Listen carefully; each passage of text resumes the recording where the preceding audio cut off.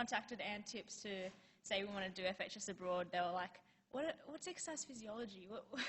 Like, I'm not really sure where to allocate you. So they basically just assumed we were physiotherapy students. So yeah, from then on we knew it was going to be an interesting experience.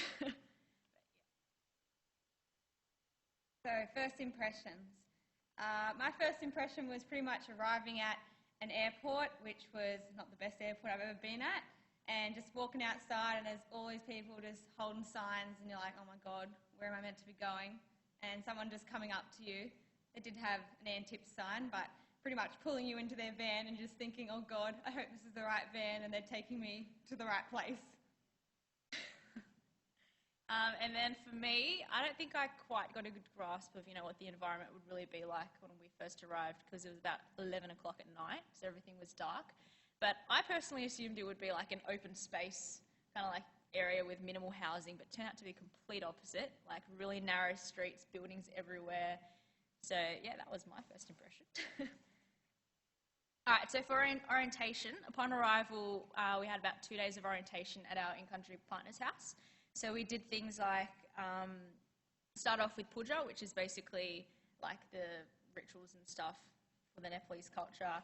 We were blessed with the tika, which is the things on our foreheads, and the scarf. I think this whole orientation really helped us immerse ourselves into the Nepalese culture, which is, one of the goals that I personally, and I'm sure Marlee did as well, before going there. And so one interesting thing we learnt was basically you can only eat with your right hand, and then you basically wipe your bums with your left hand when you go to the bathroom, so you can't use your left hand for eating. So we found that one was pretty interesting. So Sam and I were blessed to have an amazing host family. As you can see by the picture, we lived in an absolute mansion. It was bigger than our house in Australia. But in saying that, we still, washed our clothes by hand and had cold showers. The next one. The house was huge, but for some reason the kitchen was small, and that's where they spent most of their time, our ma. And she cooked us some great food. Our typical dinner was always rice and dal bhat, which can get very repetitive. And our breakfast was roti, which is flour and water made in a pancake with lard, which is very bland. So Sam and I went out and brought some peanut butter and banana to spice it up a bit, and our ma thought this was fantastic. So we were placed at SERC, which is a Special Education and Rehabilitation Centre for children with a disability, whether that be mental or physical. So the kids, the kids there range from about 3 to 28. I know kids aren't really 28, but the person was still there from when he was young and stuff. But basically, throughout the time we were there, we had 3 roles. So one was working in the physiotherapy room alongside the physios that were there. Another was academic teaching for the kids with behavioural problems. And the last was walking children with cerebral palsy. So in the physio room, it took a long time to get the physiotherapist to understand, no, I'm not a physio student. I'm an exercise physiology student. So, in the first few days, pretty much just like pointed out a student that I had to look after and the fine and gross motor skills that I had to teach them, which was fun because I didn't have too much knowledge in that area. It wasn't until a couple of days in that some of these kids started coming up to the physio room, and on their program was just, running on the treadmill for 15 minutes and on the bike for 15 minutes. So what I was allowed to do then with them was take them for their exercise regime, which was good fun. And the boy in the picture here, he was pretty excited when he was told that I was going to be taking him for his exercise, that he whipped off his t-shirt down to his singlet and started flexing his biceps to everybody. And then after each exercise, he'd flex his biceps and say, "Thank you, miss." I don't think the muscle growth really happened that quickly, but he seemed to think so. The challenging thing on the physio room, again with the crying, was sometimes we would have to help with the stretching of the children, and they would be crying, and it was very hard to, put them through that pain, especially when they were as young as 3 years old. Going to academic teaching, I actually personally spent a lot of my time here. It was actually really challenging, especially to begin with, because I've had no teaching experience or anything, and some of the kids there could hardly speak any Nepalese, let alone English, so language was definitely a barrier there. But through a bit of improvisation and some bribery, as we were recommended by the teachers, like through stickers and stuff, we were able to actually, gain their attention for longer than 5 minutes, as opposed to them going off like, "Miss, can we please go out and play? Like, I don't want to do this and that," but we managed. The whole language barrier thing, one example of how challenging it was the teacher basically left me in charge of the class for like half an hour or so, and one of the boys, he asked me, he wasn't really good at English or Nepalese, so he was actually just kind of pointing and everything. He actually wanted me to write how to write "my name is" in English, but I thought he was asking for what my name was, so I wrote down my name in Nepalese, and he started copying it out until his teacher came in and realised, yeah, that's not what he meant, but that was fun. My highlight here was with this boy, Pawan. He has epilepsy, and I managed to teach him the colour purple, which was great, because apparently the day that I taught him, he actually had a couple epileptic fits, but he still managed to remember the colour, which was really good.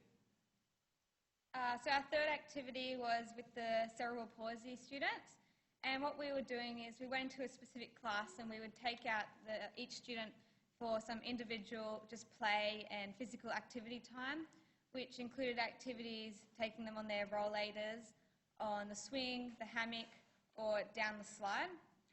This was probably the week that I felt the most valuable at the school, because the kids gave you so much, there's so many smiles that you felt like you were making a little bit of a difference to them personally.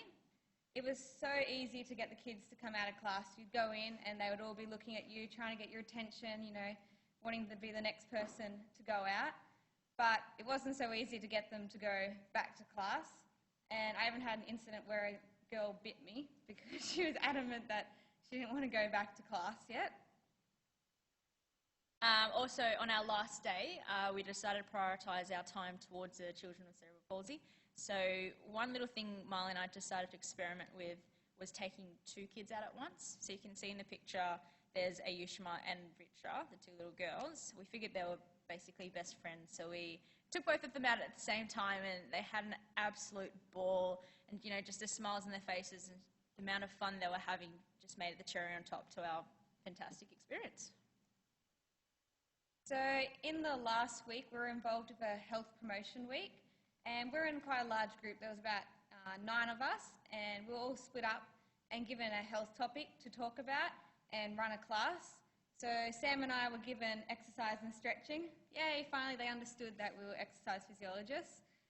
So a lot more up our alley than what we'd been doing the last 3 weeks, and Sam will tell you a little bit more about what we're up to. So, initially we thought, this is going to be really unsuccessful, the kids aren't going to join in or anything, but it turned out to be the complete opposite. We had kids screaming from their classroom windows asking us to take them outside to exercise and everything. We even had other classes, like teachers would take their students out during the time we were running exercise class just to get everyone involved. So I think there was a point in time where we had about 150 students following the one of us. We ended up getting a job offer there as well from the head of PE, but I think he just thought we were like the world's most healthiest people, and also that we were PE teachers. But all in all, this week turned out to be really exhausting but really fun at the same time. So we get to have some fun on the weekends as well, and you may look at this picture and think, what on earth is happening? Well, can I tell you that beside our little taxi there is a nice big cliff, and it was a bit scary, we're in the taxi and the driver thought we're going to make it past fine, and we're all, no, can we get out, let us out, come on, let us out. But, he was adamant for a while that no, it's going to be fine. But eventually we convinced him, no, we're not going to get past, and he let us out, and it took a lot of talking, and all of a sudden, all the community starts coming to see what's happening, and as you can tell, it took a few people to lift our taxi a little bit to the side so the bus could get through. This was in the roads in Pokhara, and they're on the top 10 world's worst roads, so you can understand why. And just apart from all the drama, we did have lots of fun. We went paragliding in Pokhara, went on the Everest flight. In Chitwan, we did things like elephant bathing, and whenever we had free time, we just went to Tamil for a few drinks and dinner, so that was lots of fun. So for tips for future students, I think I I know it's been said a lot, but for me it was really just not going with any expectations at all. Like I found, well, we couldn't really have expectations, especially on our placement, because no one had been there previously. So that worked in our favour, I think, although we were really thrown in the deep end. But aside from that, you know, going with no expectations ensures that you have a really good time and you're not disappointed with anything, which I found a lot of the other students in our group actually were quite disappointed with some of the things. My tip was meant to be for the future FHS people, but as there is no one, but maybe you'll be able to pass it on. So I was informed that, you know, you're going to get diarrhea, take, you know, medication for that. But no one told me to take medication in case it's the other way and you have really bad constipation because you eat a lot of rice. And pretty much, if you forget to take that medication, I highly recommend eating the chocolate-coated digestive biscuits. You can buy them from most corner stores. They taste amazing. And also, you know, if you're looking to have chocolate, the only chocolate that tastes like the ones in Australia is the Snickers bar, which we basically stocked up on.